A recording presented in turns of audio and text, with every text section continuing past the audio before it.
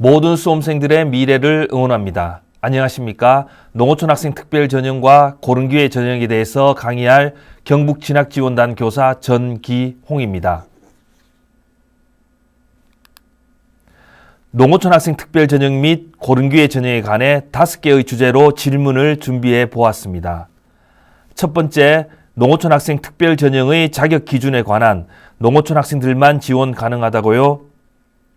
두 번째, 농어촌 학생 특별전형 전형별 분석을 하겠습니다. 학생부 교과전형, 종합전형, 수능전형에 해당하는 학교, 그리고 주요 대학 입결 자료를 공개하도록 하겠습니다. 특히 농어촌 전형의 백미, 정시 전형에 관해 세 번째 챕터인 농어촌 전형 정시 입결에서 다루도록 하겠습니다.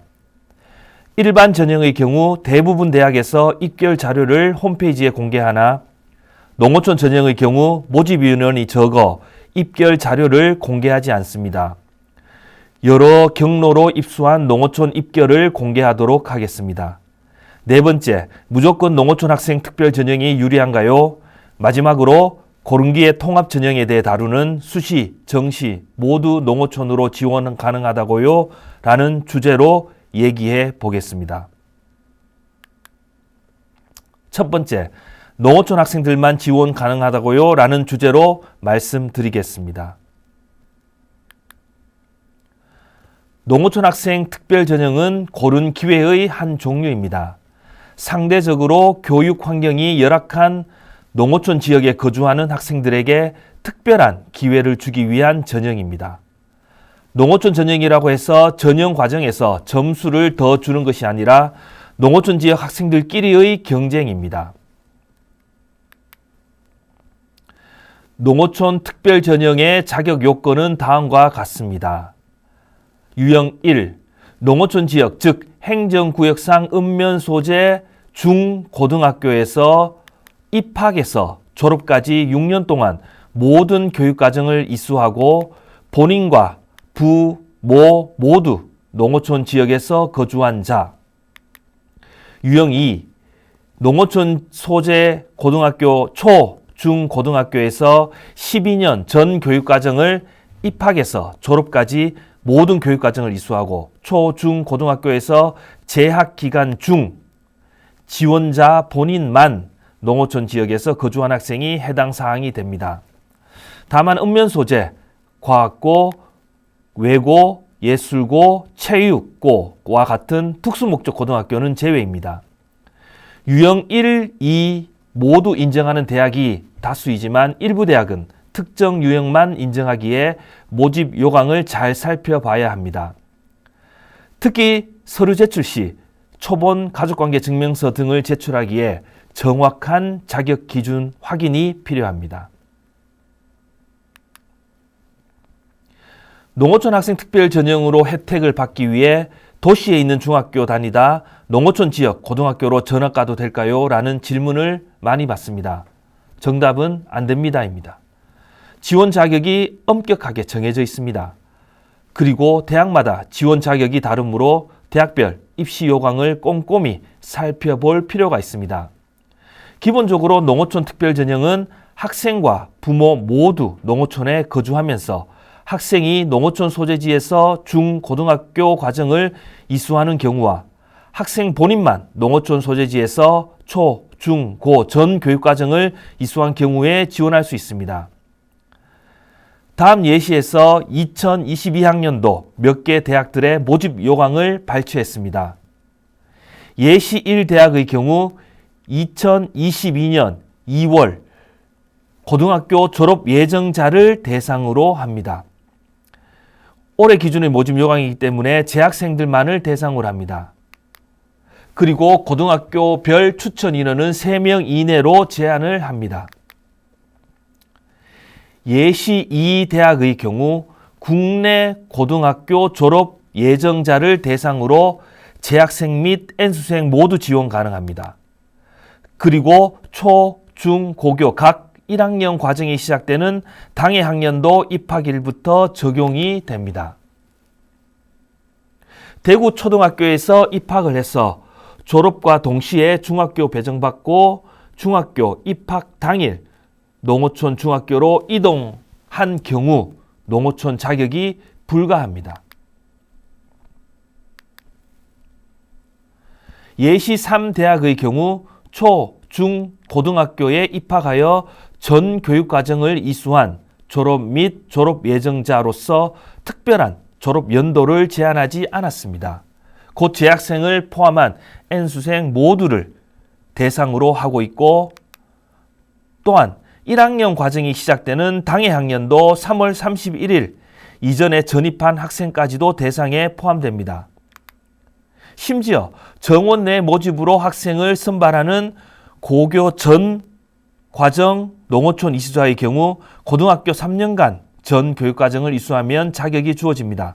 상당히 범위가 넓은 대학입니다. 바로 예시 1대학은 서울대학교, 예시 2대학은 고려대학교, 예시 3대학은 연세대학교의 농어촌 전형 기준입니다.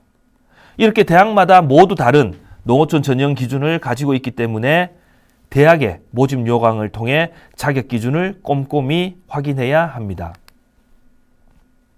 특히 경희대의 경우 농어촌 지역 또는 도서벽지 소재 특수목적고 중, 과학고, 외국어고, 국제고, 예술고, 체육고와 자율형 사립고 졸업 예정자는 지원 대상에서 제외됩니다.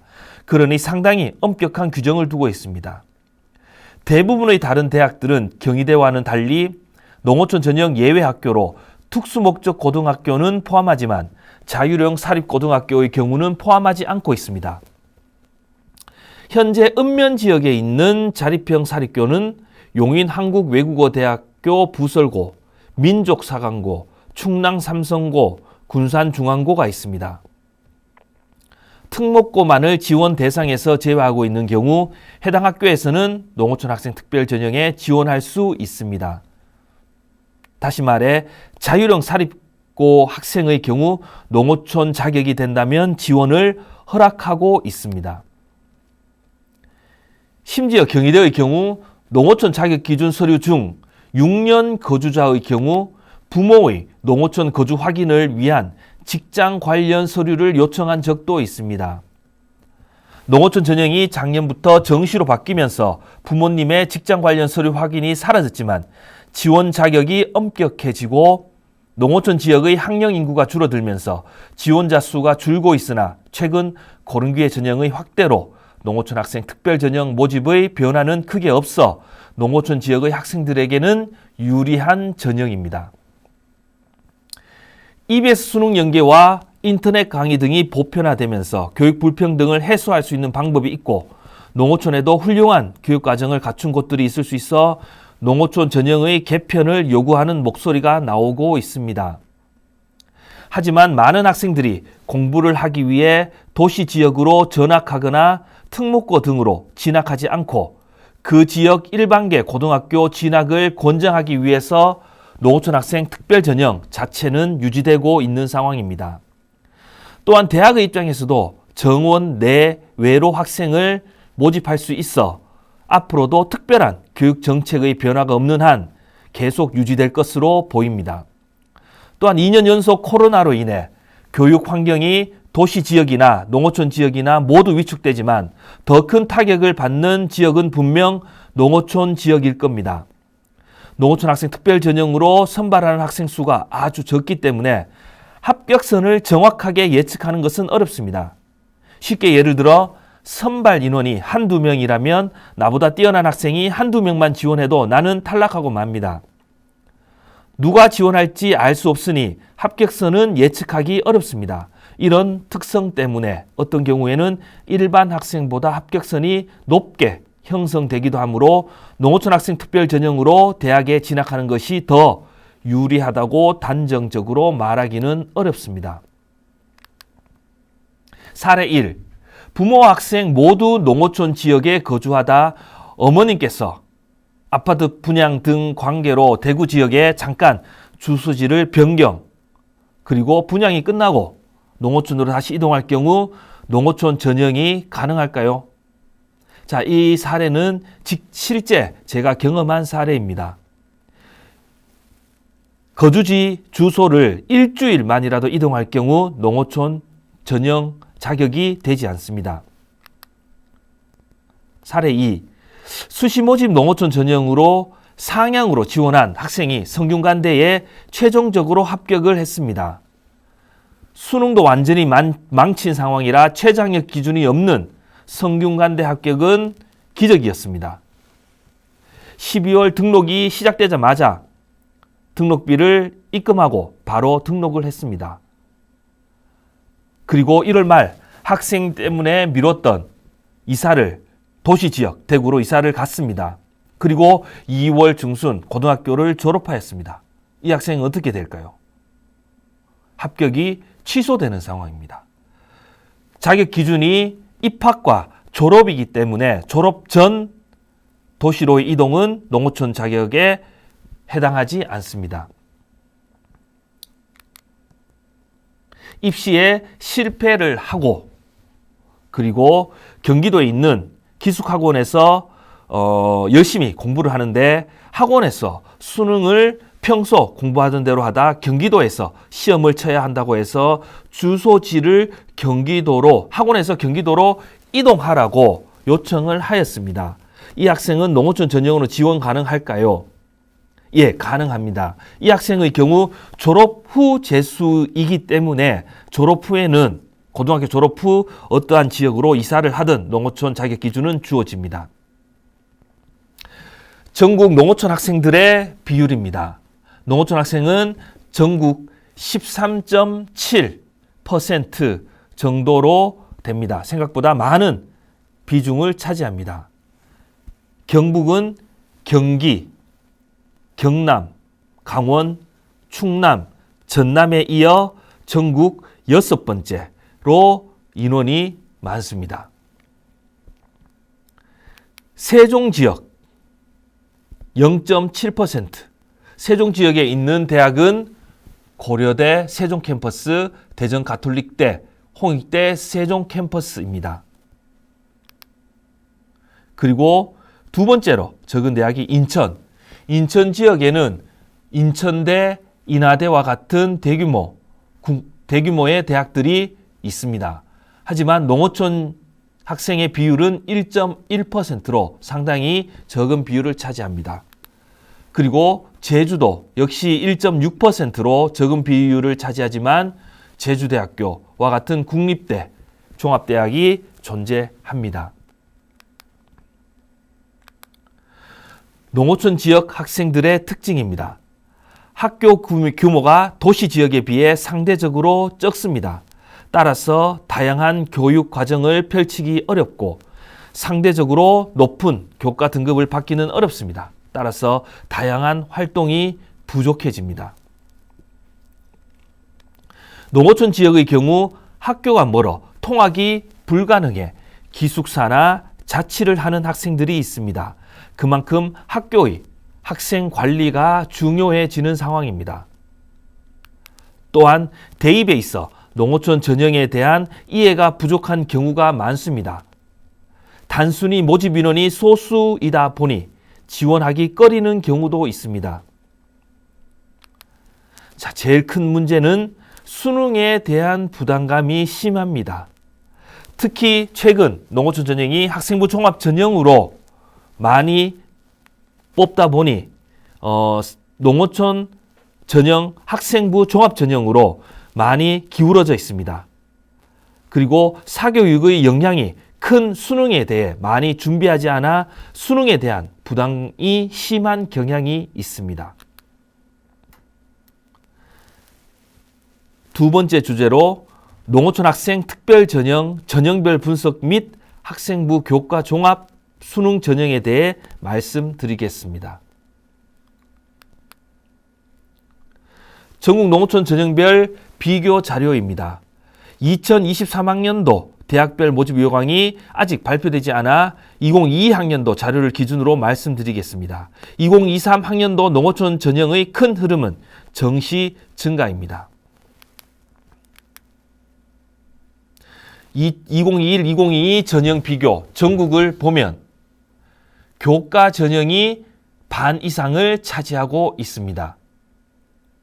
그리고 종합 전형이 4.6%로 줄어든 상황입니다. 수능이 3.9%로 늘어난 상황입니다. 전국 단위가 아니라 수도권 단위로 넘어가 보겠습니다.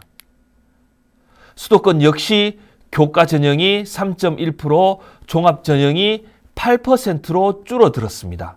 42%에서 34%로 교과 전형과 종합 전형이 줄어든 만큼 수능 전형이 11.3% 늘어난 상황입니다. 자, 수도권에서 서울 지역으로 확 줄여 보겠습니다. 교과 전형이 마이너스 5%, 종합 전형이 무려 마이너스 11%가 줄어들었습니다. 교과 종합이 줄어든 만큼 수능 전형이 50.9%로 17% 늘어난 상황입니다. 이 자료만 보아도 현재 농어촌 전형의 큰 추이를 알 수 있습니다. 서울 전체가 아니라 10개 대학으로 줄여보면 그 경향성은 더 커집니다. 교과 전형은 0.2% 증가하고 학생부 종합 전형은 17.8% 줄어들었습니다. 종합 전형 17.8%가 줄어든 만큼 수능 전형에서 17.6%로 늘어났습니다. 그만큼 농어촌 종합 전형의 수능 전형의 비중이 높아짐을 알 수 있습니다. 전국 인원과 서울 인원을 비교해 보도록 하겠습니다. 자, 전국적으로 봤을 때 교과 전형이 반 이상을 차지하고 있습니다. 수도권 전형에서 교과가 줄어들고 수능 전형이 높아지고 있고 서울 지역에서는 아까 본 것처럼 수능이 많은 비중을 차지하고 있습니다.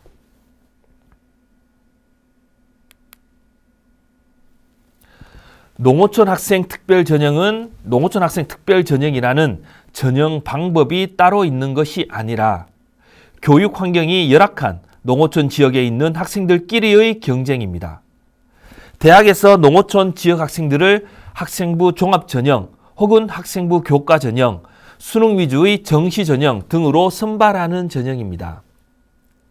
서울 주요 대학의 전국 농어촌 지역에서 모집 현황입니다. 전년 대비 2023학년도 농어촌 특별 전형의 가장 큰 특징은 정시 모집 인원의 증가에 있습니다. 서울 지역 최상위권 대학의 경우 수시 모집과 정시 모집이 각각 217명, 201명으로 비슷하게 모집을 합니다. 고려대학교의 경우 작년 처음으로 정시 모집으로 이동을 했는데 올해 역시 정시로 농어촌 학생을 모집합니다. 슬라이드에서 보는 바와 같이 한양대, 경희대, 한국외대는 모두 정시에서 학생을 모집하고 중앙대의 경우 재작년 수시, 작년 정시, 올해는 수시, 정시로 다 같이 모집합니다. 너무 자주 이동을 한다는 비판을 받지만 농어촌 전형 모집 인원은 서울 주요 대학 중 가장 큰 규모인 230명이나 모집합니다. 서울 시립대의 경우 작년까지 수시에서 교과 전형으로 모집했으나 올해부터 정시에서 학생을 선발합니다. 따라서 농어촌 전형을 준비하는 상위권 학생들은 학생부 전형도 준비하고 수능도 준비해야 하는 두 마리 토끼를 함께 잡아야 하는 어려운 점이 있습니다. 하지만 정시에서 농어촌 학생을 모집하는 한양대, 중앙대, 경희대, 한국외대, 시립대, 그리고 서강대 역시 수시에서 학생부 종합 전형으로 고른 기회 통합 전형으로 농어촌 학생을 선발하고 있습니다. 이는 두 마리 토끼를 함께 잡아야 하는 어려움도 있지만 수시와 정시 두 번의 기회를 가진다고 할 수 있습니다. 참고로 건국대는 수시에서 학생부 종합으로, 동국대는 정시로, 홍익대는 수시, 정시에서 나누어 농어촌을 모집합니다. 서울주요대학 총 모집 인원은 정시에서 조금 더 많이 모집을 하게 됩니다. 우리 학생들은 지역 거점 국립대학교에도 관심이 많을 겁니다. 농어촌 학생 전형으로 서울주요대학교가 아니면 나머지 수도권 대학에 진학하는 것보다 지역 거점 국립대를 선택하는 경향이 높습니다. 다음 표는 지역 거점 국립대학교의 농어촌 모집 인원입니다. 대부분 대학에서 학생부 종합 전형으로 학생들을 모집합니다. 경북대학교의 경우 가장 많은 인원을 모집하고 있고, 그리고 작년보다도 55명이 더 늘어난 상황입니다. 그리고 부산대, 전남대, 전북대학교는 수능 최저 기준 없이 교과 전형에서 농어촌 학생을 모집하고 있습니다. 경북대학교 학생부 종합 전형에 대해서 구체적으로 말씀을 드리도록 하겠습니다. 다음 슬라이드는 경북대학교 학생부 종합 전형의 평가 절차입니다. 서류 평가는 평가자 A조, B조로 나누어 A조는 주요 교과 성적과 전공 관련 교과에 대한 정량적 정성평가를 실시를 하고 25% 내외로 반영하고 있습니다. 서류평가 B조는 성적을 제외한 학생부 기록 중 학습 태도, 전공 관련 활동 및 노력, 발전 가능성 등 정성평가를 실시하여 실질 비중이 75%로 상당히 높습니다. 학생부 내신 점수가 세특이나 다른 기재 내용의 간섭을 받을 수 있어 평가 방식을 변경했다고 들었습니다. 쉽게 말해 내신 성적이 좋으면 세특 기재가 좋지 않더라도 높은 평가를 받을 가능성이 높았습니다. 이런 현상을 방지하기 위해 서류평가를 조, A, B조로 나누어서 평가를 진행하였습니다. 자, 경북대학교의 일반 교과 전형 수능 최저 학력 기준입니다.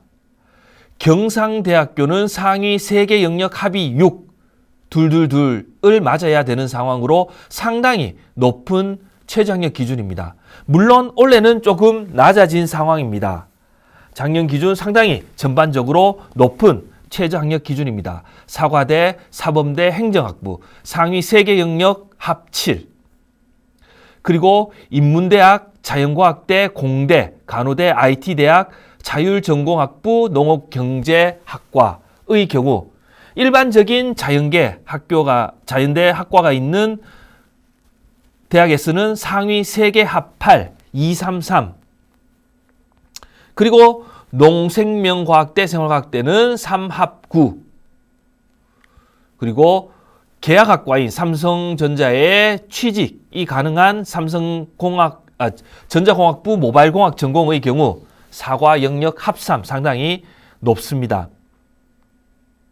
자, 이 자료를 토대로 경북대학교의 정시 합격 점수를 살펴보도록 하겠습니다. 자, 어떤 학생이 등급에 따라서 3합 8, 국어 2, 수학 3, 탐구 3을 맞았을 때 최대 받을 수 있는 백분위는 271%입니다. 1, 2, 2에 가까운 학생이죠. 그리고 3, 4, 4에 가까운 3합 8 학생은 243%가 됩니다. 자, 3, 3, 3 합 9를 맞은 학생 최대 264%에서 최소 231%가 됩니다. 자, 올 4등급을 맞았다. 이 학생은 228%에서 180%까지 백분위를 받게 됩니다. 자, 그러면 이는 수시 모집 최저 학력 기준이나 정시 모집에서 얼만큼 받아야지 합격을 하는지 정시 합격 사례를 살펴보도록 하겠습니다. 2021학년도 경북대학교 정시 입학자 결과입니다. 최상위권 의예과 치의의, 수의의 전자공학부, 모바일공학 전공. 이 최상위를 차지하고 있습니다. 자, 여기 나오는 70% 컷이라는 것은 합격자 100명 중 70등 학생의 성적입니다. 자, 3합 8의 학생의 경우 최대 271%에서 243%까지, 지금 여기 제일 마지막 간호대학까지 3합 8 학생은 정시에서 합격을 할 수 있었습니다. 자, 3합 8이 안 된다. 3합 9 학생의 경우 264% 시작했죠. 사범대학 역사교육과부터 시작해서 전자공학부 쭉 내려가서 231%까지 자연과학대학 생명과학부 333으로 정시에 합격을 한 사례들입니다.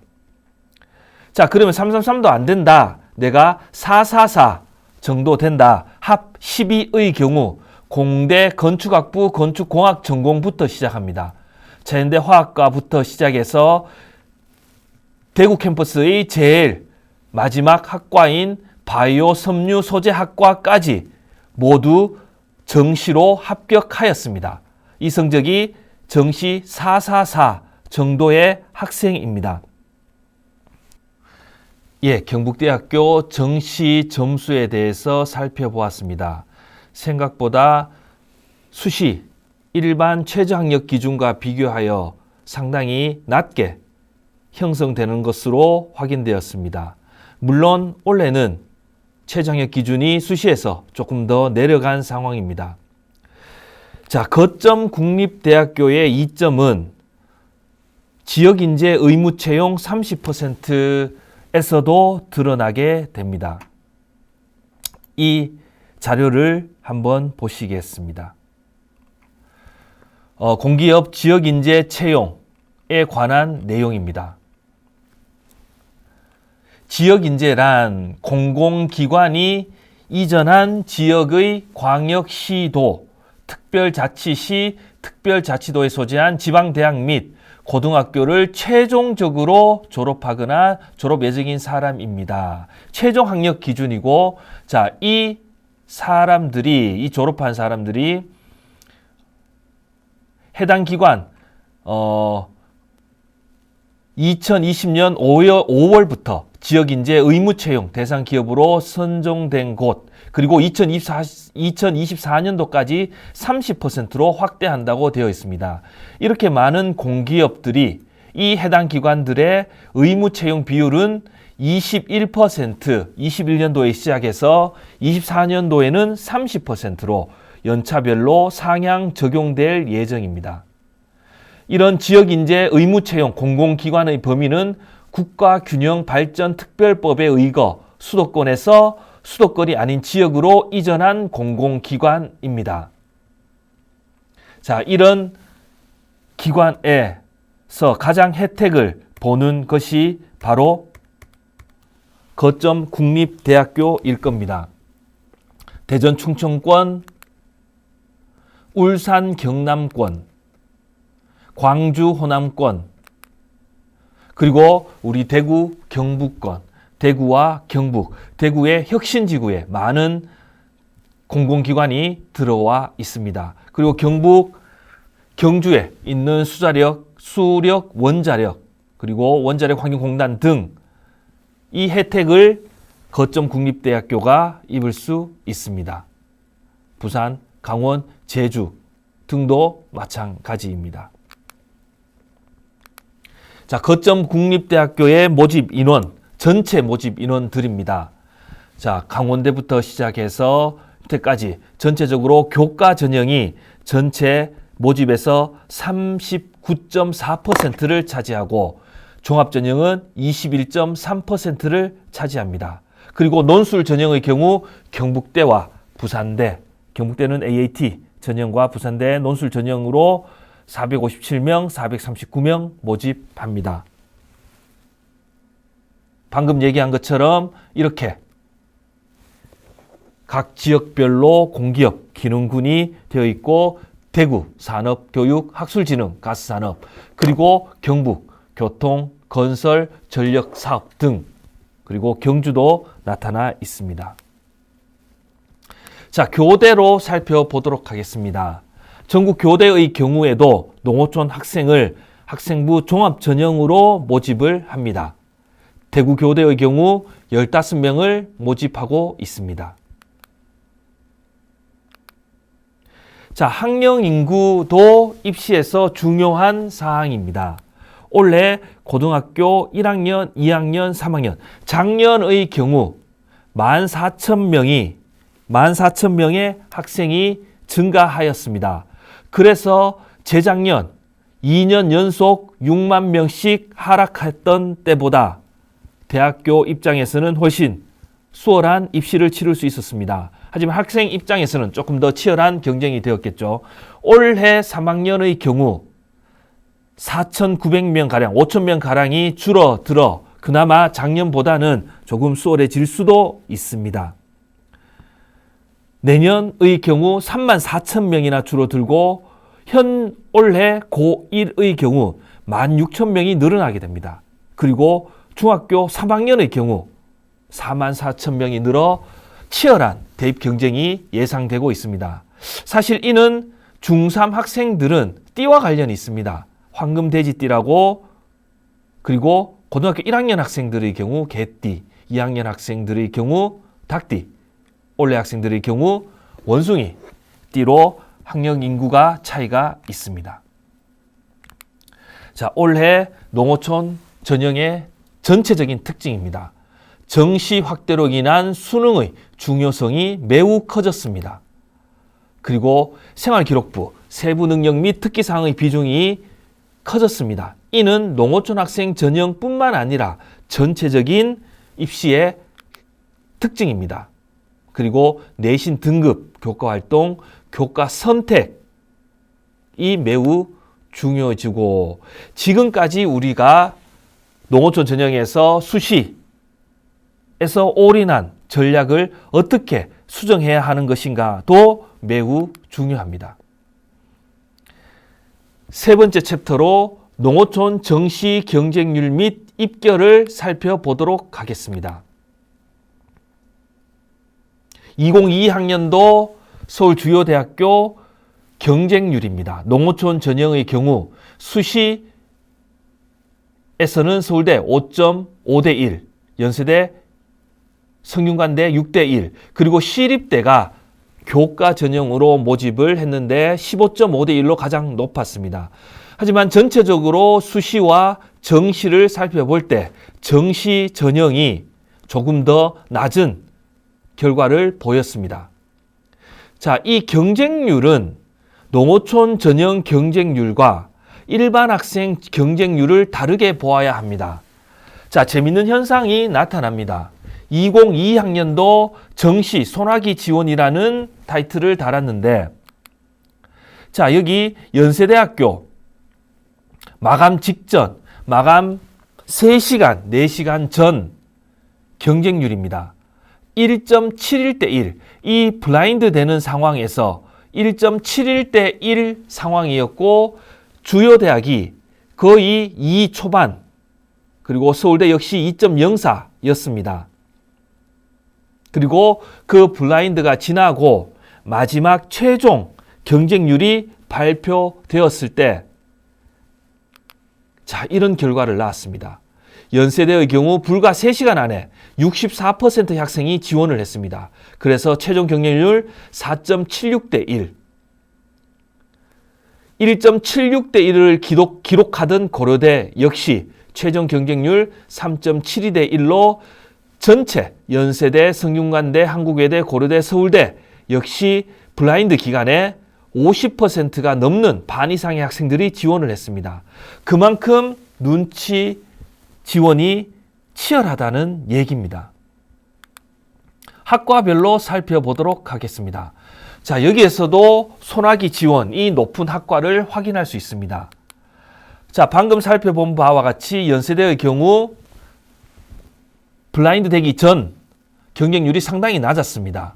그렇기 때문에 마감 직전의 학과들, 지구 시스템 과학과 0.69대 1, 제일 낮은 학과의 경우 불문과의 경우 0.5대 1로 18명 모집에 9명 밖에 지원하지 않았습니다. 자, 그러면 이제 최종 경쟁률 나오기 바로 전 경쟁률을 학생들은 계속 보게 됩니다. 0.5대 1, 0.8대 1. 자, 이런 상황에서 이제 여러 가지 생각을 하게 되는 것이죠. 자, 과연 이 학과에 지원을 하면 어떻게 될까? 서울대 역시 마찬가지입니다. 농경제사회학부의 경우 0.46대 1, 6명 모집에 13명 모집에 6명 밖에 지원하지 않은 상황이었습니다. 자, 그러면 자, 최종 결과 이렇게 변했습니다. 자, 아까 연세대 학교에서 가장 낮은 경쟁률을 차지하던 불문학과 5.72대 1이었습니다. 91.3%의 학생들이 그 블라인드 기간에 내었습니다. 그러면 학생은 0.5대 1을 확인한 상황에서 원서를 냈다가 최종 경쟁률 5.72대 1. 자, 서울대에서 가장 낮았던 0.46대 1을 기록하던 농경제사회학부 최종 10.31대 1로 가장 높은 경쟁률을 보였습니다. 그만큼 많은 학생들이, 무려 95%의 학생들이 불과 3시간 안에 원서를 눈치 보면서 지원을 했다고 볼 수 있습니다. 자, 일반 전형의 경우 이렇게 눈치 작전이 치열합니다. 농어촌 전형은 어떨까요? 자, 우리가 흔히 정시 미라클, 정시의 기적이라고 얘기하는 게 2020학년도 한양대 농어촌 전형에서 벌어졌습니다. 자, 이는 최종 경쟁률입니다.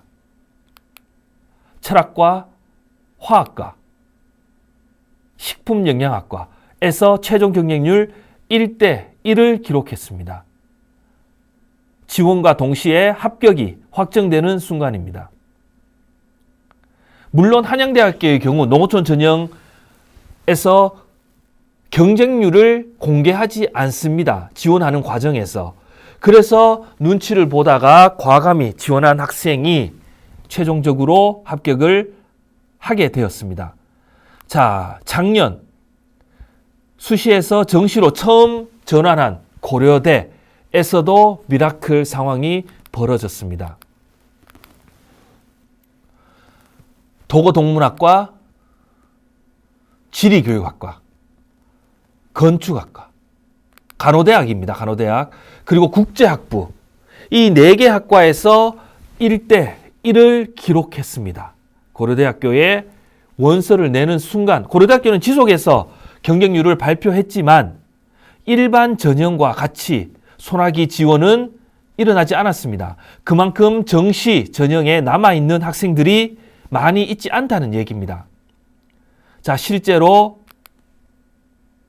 자, 이는 고려대학교 농어촌 전형 지리교육과에 지원한 학생의 이제 캡처 본입니다. 실제로 올해 우리 학교에서 합격한, 과감히 원서를 내고 합격한 학생입니다. 열심히, 수시에도 열심히 원서를 냈고 최선을 다해서 준비해서, 그리고 정시에서도 끝까지 수능 공부를 해서 지원한 학생입니다. 자, 농어촌 정시 입결은 대학에서 합불 사례를 잘 공개하지 않습니다. 대학 발표 일반 전형과 대기업 대입 상담 프로그램에 나오는 사례를 분석해 보았습니다. 동시에 대입 상담 프로그램 사례 점수를 구체적으로 공개하도록 하겠습니다. 자, 경제학부. 자, 이는 대학에서 발표한 일반 전형의 점수입니다. 751.6. 그리고 농어촌 전형의 경우 725점. 25점 정도 차이가 나고 있습니다. 경영학과 754점과 729점. 그리고 전기전자 719점 일반 학생, 그리고 697점. 정치외교학과 748점과 농어촌 학생 727점. 사실 이게 일반 전형의 70% 합불 자료이기 때문에 농어촌 사례에서 크게 이득을 본다고 할 수는 없습니다. 사실 농어촌 전형의 최상위권 연세대학교와 서강대학교의 경우 일반 전형과 크게 다르지 않음을 알 수 있습니다. 서강대학교의 경우 정시에서 농어촌 학생을 인문, 자연, 통합으로 모집을 합니다.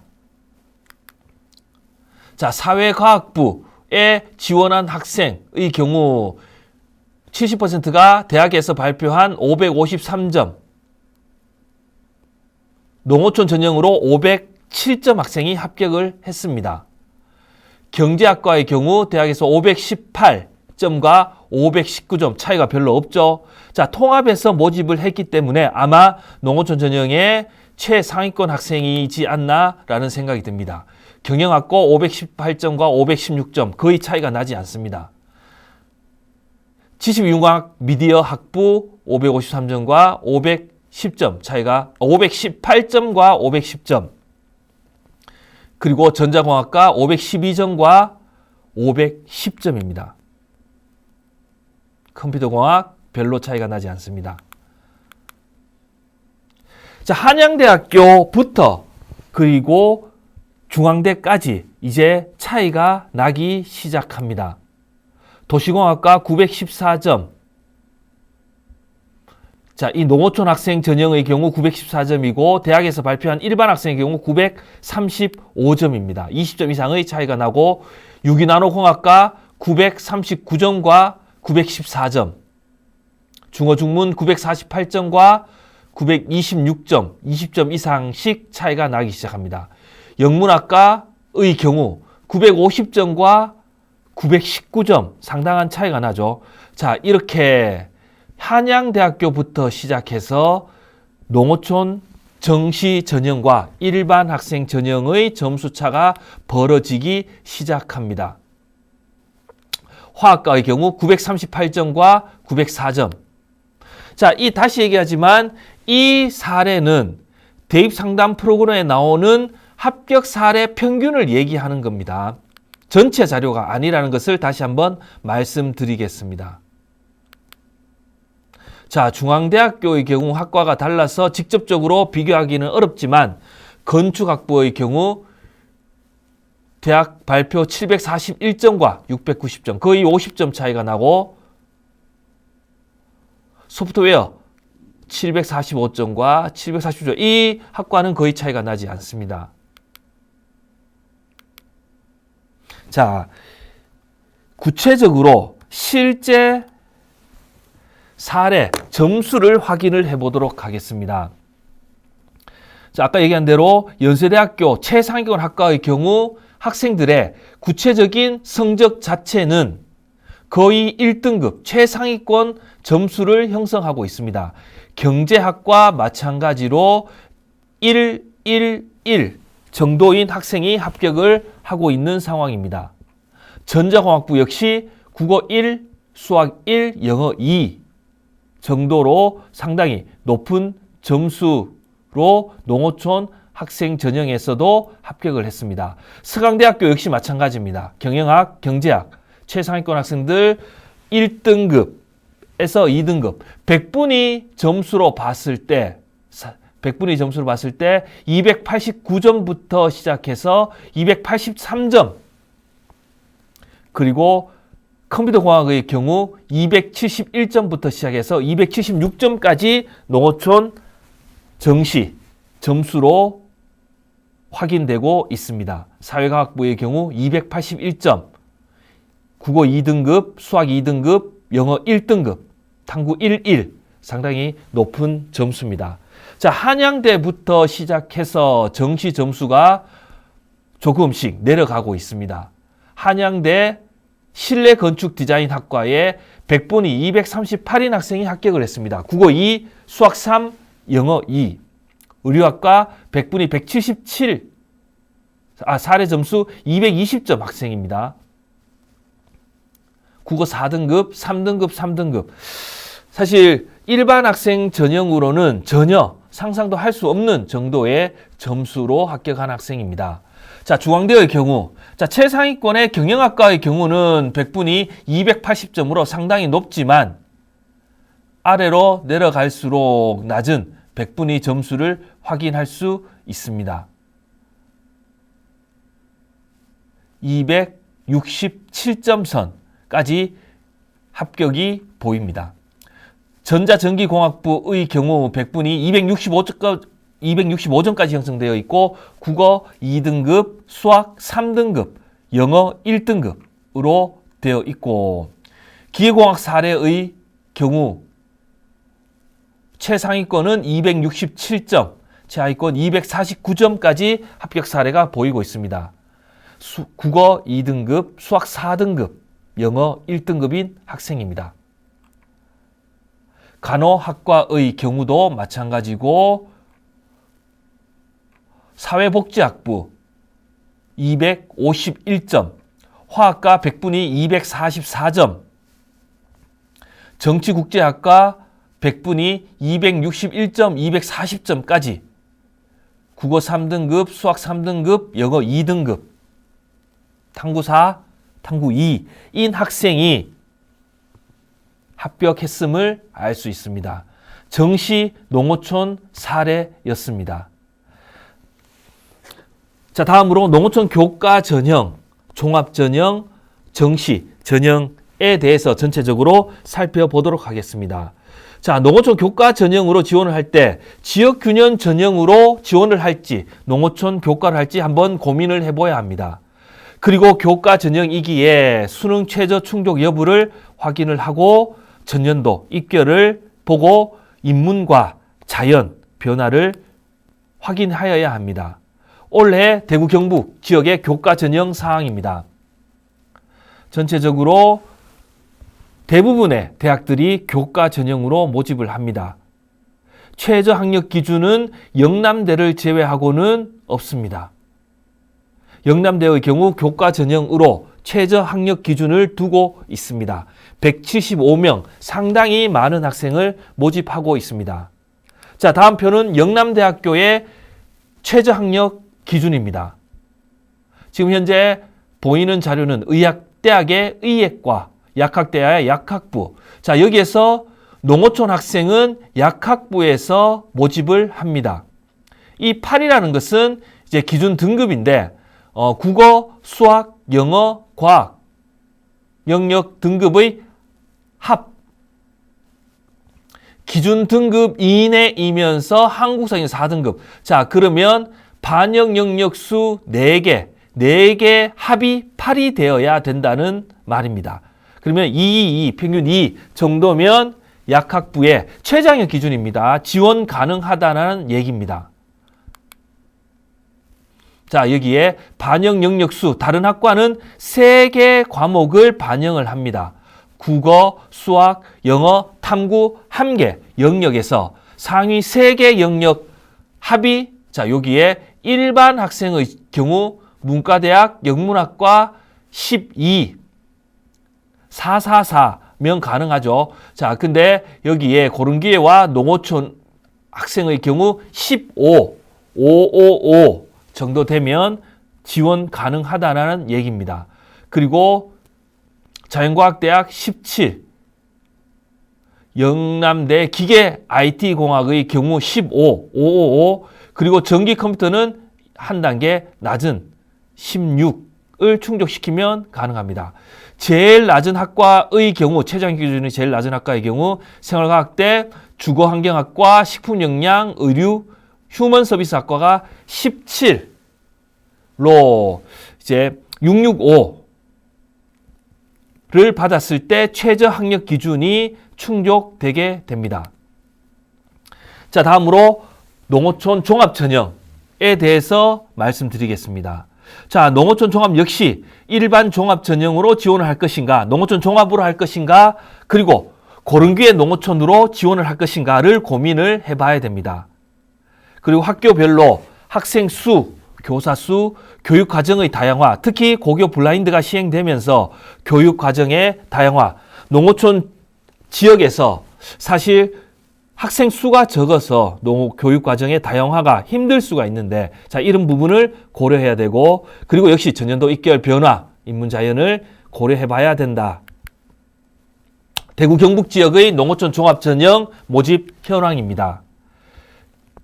지역대학에서 경북대, 계명대, 대구교대, 그리고 대구한의대가 작년과는 달리, 교과 전형과는 달리 학생부 종합 전형으로 모집을 하고, 위덕대 그리고 포항공대가 농어촌 전형으로 학생부 종합 전형을 채택하고 있습니다.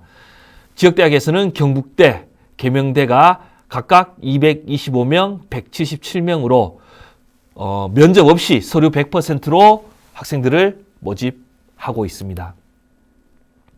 자, 다음으로 농어촌 수능 전형 수도권 대학들 현황입니다.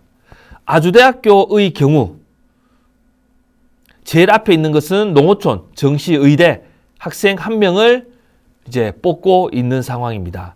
그리고 아주대 수능 전형까지 확인했을 때 농어촌 정시의 경우 작년보다 45명이 늘어났습니다. 주요 대학의 연세대, 고려대, 서강대, 한양대, 이화여대, 중앙대의 경우 수시 정시로 나누어졌고, 경희대, 한국외대, 시립대가 교과에서 정시로 왔는 상황입니다. 특별한 것은 홍익대의 경우 정시지만 서류를 포함하는 학과가 있고, 그리고 숭실대 역시 서류 30대를 정시에서 보고 있습니다.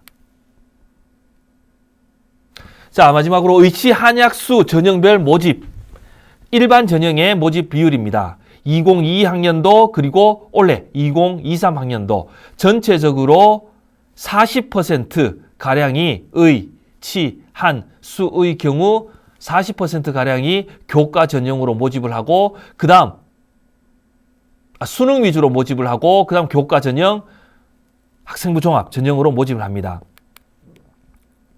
농어촌 전형의 경우도 의치 한약수에서 모집을 합니다.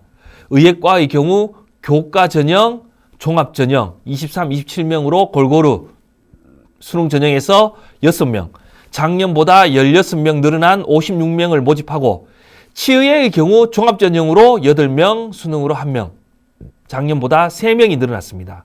한의의 경우 교과 12명, 종합 9명, 그리고 작년부터 신설된 약학과의 경우 교과 전형이 26명, 종합 전형이 19명, 수능 전형이 15명으로 골고루 모집을 하고 작년보다 6명 늘어난 상황입니다.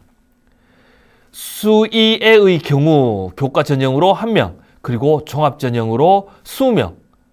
그래서 대부분 수의의 경우 종합 전형으로 학생을 모집하고 있습니다. 작년보다 5명 늘어난 상황입니다. 네 번째 챕터로 농어촌 학생 특별 전형이 무조건 유리한가요? 라는 주제로 말씀드리겠습니다. 결론부터 말씀드리면 무조건 유리하다고 보기는 어렵습니다. 농어촌 학생 특별 전형은 상대적으로 교육 환경이 열악한 농어촌 지역에 거주하는 학생들에게 특별히 기회를 주기 위한 전형입니다.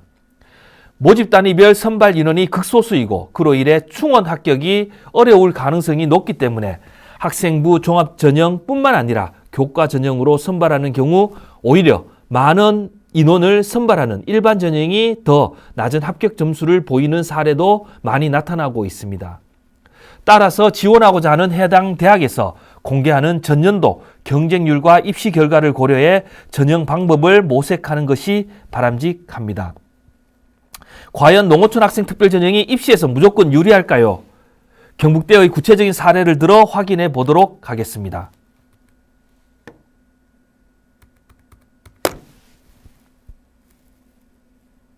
자, 이는 경북대학교 입결 학생부 종합 전형과 농어촌 전형을 비교한 자료입니다. 자, 학생부 종합 전형 입학자의 평균 성적과 학생부 종합 전형 농어촌 학생들의 입학자 평균 성적입니다. 자, 요 빨간 셀로 표시한 것이 조금 더 높은 성적입니다. 영문학과 2.57 일반 전형, 농어촌 학생 전형 2.62. 그러므로 일반 전형 학생이 조금 더 높은 성적을 보이고 있습니다. 반면 사학과의 경우 일반 학과 2.49, 농어촌 학생 2.47. 농어촌 학생이 좀 더 높은 성적을 보이고 있죠. 자, 이렇게 내려봤을 때 이 빨간색 셀과 노란색 셀이 교차해서 나온다는 걸 알 수 있습니다. 그러므로 일반적으로 농어촌 학생이 더 유리하다라고는 볼 수 없습니다. 분명히 생기부 기록으로 평가가 되었다라는 것을 볼 수 있습니다. 경제통상학과의 경우 농어촌 학생들 성적이 조금 더 높게 나타나고 있고 건축학과도 마찬가지입니다. 하지만 경영, 신소재, 기계공학과의 경우 일반 전형 학생들이 좀 더 높게 나타납니다. 그러므로 내신 성적이 낮은 학생이 자, 일반 전형으로 낼지 농어촌 전형으로 낼지 선택하는 것은 자, 무조건 이 농어촌 전형으로 선택을 해라라고 얘기할 수 없는 상황입니다.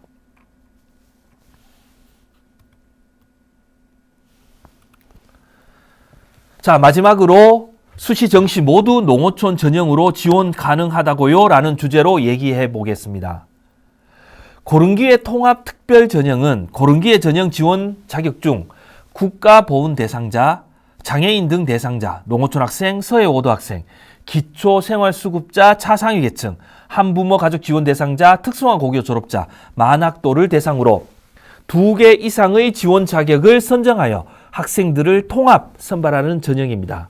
고른기회 통합 전형의 자격 기준은 각 대학마다 자율적으로 결정하나 일반적으로 국가보훈 대상자를 우선적으로 포함하고 있습니다. 2020학년도에 고른기회 통합 특별 전형으로 선발하는 인원은 수시, 정시 모집 인원을 합해 모두 6,077명을 선발합니다. 2023년도에는 농어촌 학생을 지원 자격에 포함시킨 대학이 많이 늘어난 것이 특징이며 전년도와 다르게 광운대 등 정시 모집에서도 고른기회 통합 전형으로 학생들을 선발하고 있습니다. 다음은 2023학년도 서울주요대학 고른기회 통합 전형 현황입니다. 고른기회 통합 특별 전형의 경우 정원 내로 모집하는 경우가 많아 자격 기준을 학교 자체 기준으로 정할 수 있습니다. 이 대학들은 대부분 정원 내로 농어촌 학생을 모집하고 고른기회로도 농어촌 자격을 갖춘 학생의 지원을 받습니다. 정원의 농어촌 학생 전형을 수시에서 모집하는 연세대, 성균관대 외에도 농어촌 전형 정시에서 학생을 모집하는 고려대, 서강대, 한양대, 중앙대, 경희대, 한국외대, 시립대 모두 수시에서 고른기회 전형으로 농어촌 전형 학생을 모집합니다. 다만 농어촌 학생 전형 단독으로 모집하는 것이 아니라 다른 고른기회 전형 조건을 갖춘 학생들과 함께 경쟁해야 합니다. 고른기회 전형의 경우 모두 수시 학생부 종합 전형이기 때문에 농어촌 학생 입장에서는 수시 학종도 준비해야 되고 농어촌 정시 수능도 준비해야 하는 두 마리 토끼를 한꺼번에 잡아야 하는 부담이 있을 수 있습니다. 하지만 달리 생각하면 수시에도 기회가 있고 정시에도 기회가 있기 때문에 두 번의 기회가 있다고 생각할 수 있습니다. 그럼 수시로 몇 회 지원이 가능할까요?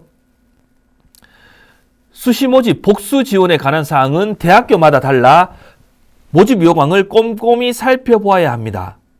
다음은 성균관대의 모집 요강을 예시로 확인해 보겠습니다. 성균관대학교는 수시로 농어촌 학생을 모집하고 고른기회로도 농어촌 학생을 모집하고 있습니다. 자, 지금 보는 표에서 보는 바와 같이 성균관대는 국가보훈 대상자, 서해 5도 학생, 농어촌 학생, 특성화 고교 졸업자, 이웃사랑, 장애인 등 대상자 모두를 고른기회 전형 대상자로 하고 있습니다. 자, 모집 전형 유형, 모집 단위 선택, 중복 지원 관련 주의사항을 보도록 하겠습니다. 고등학교 이수 계열, 문이과 상관없이 모든 단위에 지원 가능할 수 있습니다. 수시 모집 전 모든 전형관 중복 지원할 수 있습니다.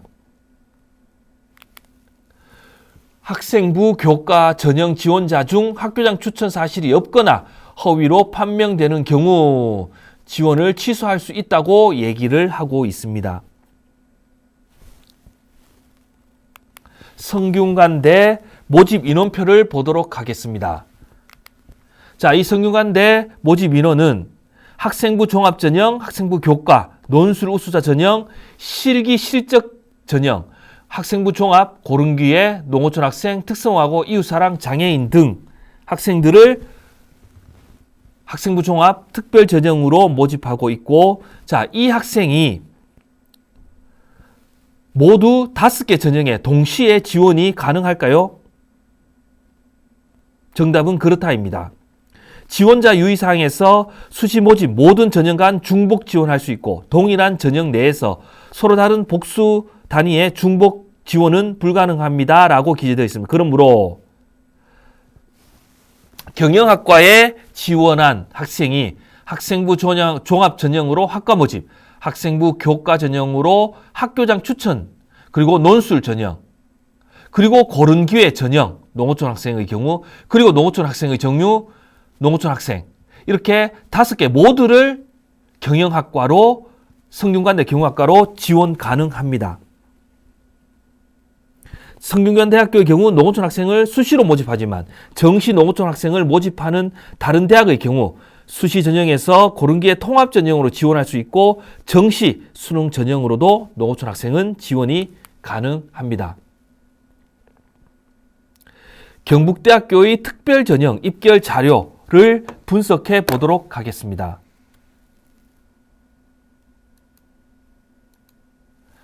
자, 경북대학교의 특별 전형 최근 5개년 입결 자료입니다. 농어촌 학생과 기초생활수급자 대상 전형, 동일하게 빨간 셀과 노란색이 있습니다. 자, 이 셀에서 보는 바와 같이 농어촌 학생과 기초생활수급자를 비교해 봤을 때 농어촌 학생 전형의 합격자들의 성적이 높은 편입니다. 상대적으로 농어촌 학생의 성적이 높기 때문에, 합격자들의 평균이 높기 때문에 기초생활수급자의 학생들의 점수가 조금 더 낮음을 알 수 있습니다. 그러므로 고른기회 전형으로 지원을 했을 때 농어촌 학생들의 성적이 조금 더 높을 수 있다고 판단이 됩니다. 자, 마지막 정시 농어촌은 100% 유리합니다. 그리고 수시 지원을 할 때 점수 역전 현상을 주의하여야 합니다. 그리고 다양한 지원 자격을 확인을 해야 됩니다. 고른기회 통합 전형을 활용을 해야 되겠죠. 자, 결국 2마리 토끼를 한꺼번에 잡아야 합니다. 수시와 정시. 이상으로 농어촌 학생 특별 전형 및 고른기회 전형에 대해 5가지 주제로 말씀드렸습니다. 최종적으로 원서를 작성할 때 반드시 모집 요강을 꼼꼼하게 확인하기 바랍니다. 인문계 고등학교의 꽃은 잎시다. 무학고등학교 교사 전기홍이었습니다. 감사합니다.